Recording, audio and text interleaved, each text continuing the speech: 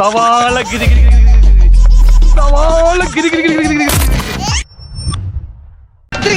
രാജാവാ ഏത് രാജ്യത്തെ? കൊച്ചി രാജ്യത്തെ. നമ്മുടെ കാരണഭൂതന്റെ ഭരണം 9 കൊല്ലം കഴിഞ്ഞ് 9.5 കൊല്ലം കഴിഞ്ഞ് 9.25 കൊല്ലം ആയപ്പോഴാണ് പെട്ടെന്ന് തിരുവനന്തപുരത്ത് സെക്രട്ടേറിയറ്റിലിരിക്കുന്ന ഒരു അണ്ടർ സെക്രട്ടറി ഒരു ഉൾവിളി ഉണ്ടായിരുന്നു. അതെ വേണ്ട മുതലാളി വേണ്ട. ഇനി മേലിൽ നമ്മുടെ മുഖ്യമന്ത്രിയെയോ മന്ത്രിമാരെയോ അഡ്രസ് ചെയ്ത് ഏതെങ്കിലും ഒരു കുറിപ്പ് തയ്യാറാക്കുന്ന സമയത്ത് അതിൽ ഈ കൂട്ടരെ പരാമർശിക്കുന്നതിന്റെ ഭാഗമായി ബഹുമാനപ്പെട്ട എന്നുള്ള ഒരു വാക്ക് അവരുടെ ഡെസിഗ്നേഷന് മുമ്പ് ചേർക്കണം എന്നുള്ളതാണ്. ഭരണപരിഷ്കാര വകുപ്പിൽ നിന്നാണ് ഈ കിതാബ് അല്ലെങ്കിൽ ഈ കടലാസ് വന്നിട്ടുള്ളത്. അത് മുഖ്യൻ നേരിട്ട് ഭരിക്കുന്ന ആ വകുപ്പിൽ നിന്ന് ഒരു ഇണ്ടാസ് ഇറങ്ങിയിരിക്കുകയാണ്. ബഹുമാനമില്ലാതെ വെറുതെ മുഖ്യമന്ത്രി എന്ന് പറയാൻ പാടില്ല. ആ മന്ത്രിയെ പറ്റി പറയുമ്പോൾ ബഹുമാനപ്പെട്ട ആ ചേർക്കണം. കൊള്ളാം, നല്ല ഫ്രഷ് ഐഡിയ.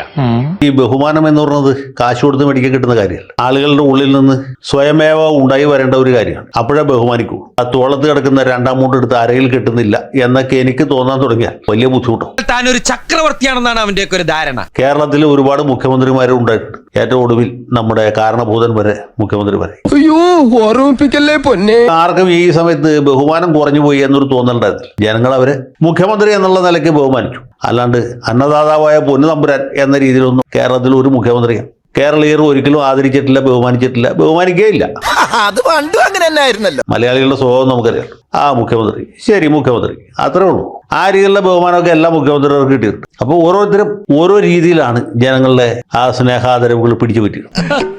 നാരായണ നാരായണ. പൊതുജനാരോഗ്യവുമായി ബന്ധപ്പെട്ട കാര്യങ്ങൾ, അടിസ്ഥാന സൗകര്യ വികസനവുമായി ബന്ധപ്പെട്ട കാര്യങ്ങൾ, ഇതിലൊക്കെ തന്നെ ഒരുപക്ഷെ അടിയന്തര ശ്രദ്ധ ഉദ്യോഗസ്ഥരുടേത് പതിയേണ്ടതായിട്ടുണ്ട്. അതിനൊക്കെ പോകുന്നതിന് പകരം ഇവിടെ ബഹു എഴുതിയിട്ട് കുത്തിട്ടിട്ടുണ്ടോ, അത് എത്ര തവണ ഇട്ടിട്ടുണ്ട്, എത്ര തവണ മന്ത്രിയെയും മുഖ്യമന്ത്രിയെയും ഈ ഒരു മറുപടിയിൽ പരാമർശിച്ചിട്ടുണ്ട്, ആ സമയത്തെല്ലാം ബഹു കൂത്ത് ഇടാനായിട്ട് വിട്ടുപോയിട്ടുണ്ടോ തുടങ്ങിയ കാര്യങ്ങളൊക്കെ ശ്രദ്ധിക്കുന്നതിന് വേണ്ടി നമ്മുടെ ഉദ്യോഗസ്ഥർ സമയം കണ്ടെത്തണം. അതിനുവേണ്ടി അനാവശ്യമായിട്ട് സമയം പാഴാക്കണം എന്നൊക്കെ പറഞ്ഞു കഴിഞ്ഞാൽ അത് നല്ല അടികൊള്ളാത്തതിന്റെ. ബാലചാട്ടൻ പറഞ്ഞതുപോലെ മറ്റേ ബസ്സില്ലേ നവകുള്ള വണ്ടി, ആ കക്കൂസ് വണ്ടി ഫസ്റ്റ് നിന്റെ കണ്ടപ്പോഴേ ലാസ്റ്റ് വാണിംഗ് തന്നാണ് ഈ പാട്ടയും കൊണ്ട് റോഡിലേക്ക് തെണ്ടാൻ ഇറങ്ങരുത്. അതിന്റെ കൂടെ ആ മ്യൂസിയത്തിൽ പോയിരിക്കുന്നേ നല്ലത്. അതിനിപ്പോ ലക്ഷങ്ങൾ വാരിക്കൊണ്ടിരിക്കുകയല്ലേ. ഓ എന്തുമാത്രം ആളുകൾ ആ മൂലം വെച്ച വണ്ടി കാണാൻ അങ്ങ് തിക്കിത്തിരക്കി കയറുന്ന, അതിന്റെ കൂടെ അതിന്റെ അപ്പുറത്തോട്ട് മാറിയിരിക്കും. അങ്ങനെങ്കിലും ഖജനാവിന് 10 പൈസ കിട്ടുന്ന കിട്ടട്ടെ. മന്ത്രിയെ പറ്റി പറയുമ്പോൾ ബഹുമാനപ്പെട്ട ആ ചേർക്കണം. അപ്പോൾ ബഹുമാനപ്പെട്ട മൃഗസംരക്ഷണ വകുപ്പ് മന്ത്രി ചിഞ്ചു റാണി എന്ന് പറയും. ബഹുമാനപ്പെട്ട ആരോഗ്യ മന്ത്രിണി വീണ ജോർജ്. ശിവൻകുട്ടിയുടെ ആരും പ്രത്യേകം പറയേണ്ട ആവശ്യമില്ല. പുള്ളി ആളുകൾക്ക് ഇപ്പൊ തന്നെ ഭയങ്കര ബഹുമാനം. അതുകൊണ്ട് എടുത്തു പറയേണ്ട കാര്യമില്ല. എന്നാലും ബഹുമാനപ്പെട്ട വിദ്യാഭ്യാസ മന്ത്രി വി ശിവൻകുട്ടി എന്ന് പറഞ്ഞാലേ ഇനി മേലിൽ സെക്രട്ടേറിയറ്റിലെ ഉദ്യോഗസ്ഥന്മാർക്കാണെങ്കിലും ആ വില്ലേജ് ഓഫീസർമാർക്കാണെങ്കിലും ഒക്കെ അവർക്ക് മേലിൽ ശമ്പളം കിട്ടുള്ളൂ. കുത്തും ആലോചിക്കണം. ആ വോട്ടേ കുത്തും ആലോചിക്കണം.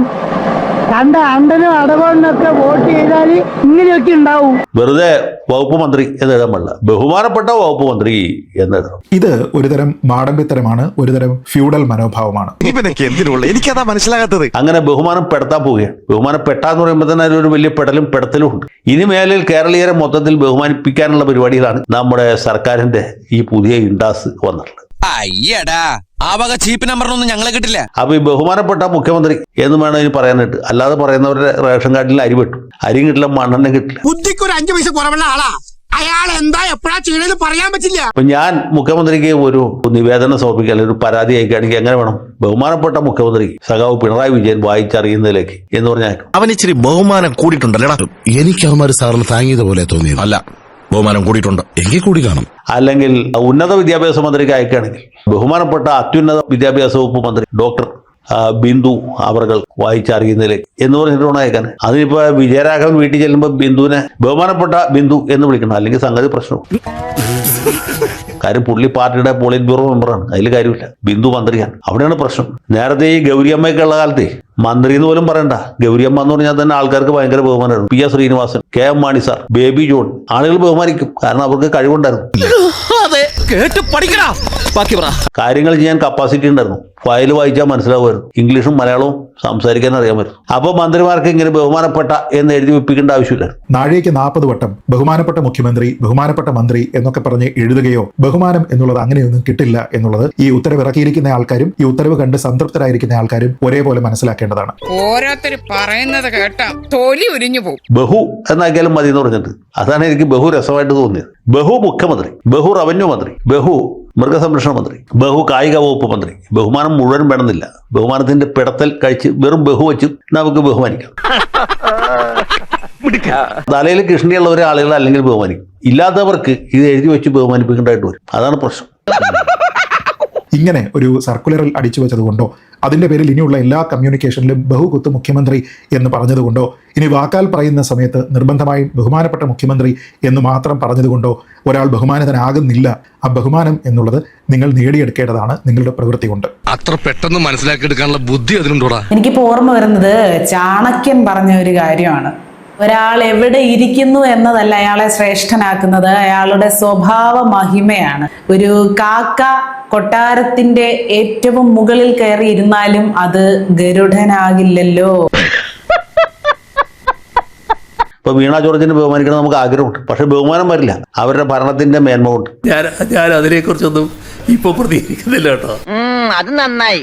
അതുകൊണ്ട് ഇപ്പൊ അദ്ദേഹം സർക്കാർ ബഹുമാനപ്പെട്ട എന്ന് എഴുതി വെപ്പിക്കാൻ പോകും. പക്ഷെ ഇതിൽ വേറൊരു പ്രശ്നമുണ്ട്, പ്രോട്ടോകോളിന്റെ ഒരു വിഷയം ഉണ്ടെന്ന് വെച്ചാൽ ഈ സാധാരണ മന്ത്രിമാരെയൊക്കെ ഇപ്പൊ ബിന്ദുവിനോ വീണ ജോർജിനോ അതിൽ അബ്ദുറഹ്മാനെയൊക്കെ നമുക്ക് ബഹുമാനപ്പെടൽ കൊണ്ട് നിർത്താം. മുഖ്യമന്ത്രിക്ക് അത് മതിയോ? അത് പോരാ. മുഖ്യമന്ത്രിയെ പോലെ മഹാനായ ഒരു വ്യക്തിയെ കുറിച്ച് ബഹുമാനപ്പെട്ട മുഖ്യമന്ത്രി എന്ന് പറഞ്ഞാൽ പോരാ. മുഖ്യമന്ത്രി വാഴ്ത്തപ്പെട്ട മുഖ്യമന്ത്രി എന്നാണെങ്കിൽ കുറച്ചുകൂടി കുഴപ്പമില്ല. അല്ലെങ്കിൽ അന്നദാതാവായ പൊന്നു തമ്പുരാൻ, വഞ്ചി ഭൂപതി, കുലശേഖര കിരീടപതി, മന്നെ സുൽത്താൻ, ഷംഷർ ജഗ് എന്നൊക്കെയുള്ള ചില ടൈറ്റിൽസ് ഉണ്ടായിരുന്നു പണ്ട് നമ്മുടെ തിരുവിതാംകൂർ മഹാരാജാണ്. അതുപോലെ വല്ലതൊക്കെ ഇദ്ദേഹത്തിന് കൊടുക്കാം. ഒരു ജനപ്രതിനിധി അല്ലെങ്കിൽ ഒരു ജനസേവകൻ എന്നതിനേക്കാൾ ഉപരിയായി ഒരു രാജാവിന് സമാനമായിട്ടുള്ള ഒരു സീറ്റിലേക്ക് ഇവരെയൊക്കെ തന്നെ ഇരുത്തുന്ന ഒരു സമ്പ്രദായമാണ് നമ്മളിപ്പോൾ കാണുന്നത്. അങ്ങനെയുള്ള പൊന്നു തമ്പുരാൻ അല്ലെങ്കിൽ കാണപ്പെട്ട ദൈവം, അഖില കേരള ചക്രവർത്തി പിണറായി മഹാരാജാവ് പലപ്പോഴും ഒരു രാജാവിനെ പോലെ നമ്മുടെ മുഖ്യമന്ത്രി പെരുമാറുന്നു എന്ന വിമർശനം മുമ്പും ഉണ്ടായിട്ടുണ്ട്. വേറെ എന്തെങ്കിലും നല്ല ജോലി ചെയ്ത് ജീവിക്കണോ, വെറുതെ ഒരു മനുഷ്യായുസ് കളയാതെ. രാജവാഴ്ച കാലത്തെ പോലെയുള്ള ടൈറ്റിൽസ് കൊടുക്കുന്നതിൽ എന്താ തെറ്റുള്ളത്? അതൊക്കെ പണ്ടുള്ള ആളുകൾ ഒരുപാട് ആലോചിച്ച് ഉണ്ടാക്കിയ ബലിതങ്ങളും ബഹുമതികളും തന്നെയാണ്. അങ്ങനെ ഉള്ളൊരു കാലത്തേക്ക് നമ്മൾ പോവുകയാണ്. അങ്ങനെ എന്തെല്ലാം കാണാൻ കിടക്കുന്നു. കുതിരയായാലും കഴുകനായാലും തീയിൽ കുരുത്തതാണെങ്കിലും മഞ്ഞിൽ ഇങ്ങോട്ട് ഇറ്റ് വീണതാണെങ്കിലും എല്ലാം ജനാധിപത്യത്തിന്റെ പേരിൽ രാഷ്ട്രീയത്തിൽ പിടിച്ച് നിൽക്കണമെന്നുണ്ടെങ്കിൽ ജനങ്ങളുടെ പിന്തുണ കൂടിയേ തീരും. അതൊന്നും പൈസ കൊടുത്തോ ഇപ്പൊ ഭീഷണിപ്പെടുത്തിയോ ഒന്നും കിട്ടാത്ത സമയമാണ്. അത് മനസ്സിലാക്കിക്കും. അപ്പൊ രണ്ടും കൽപ്പിച്ചു തന്നെയല്ലേ? അതെ, തീർച്ചയാണോ? തീർച്ചയായിട്ടും.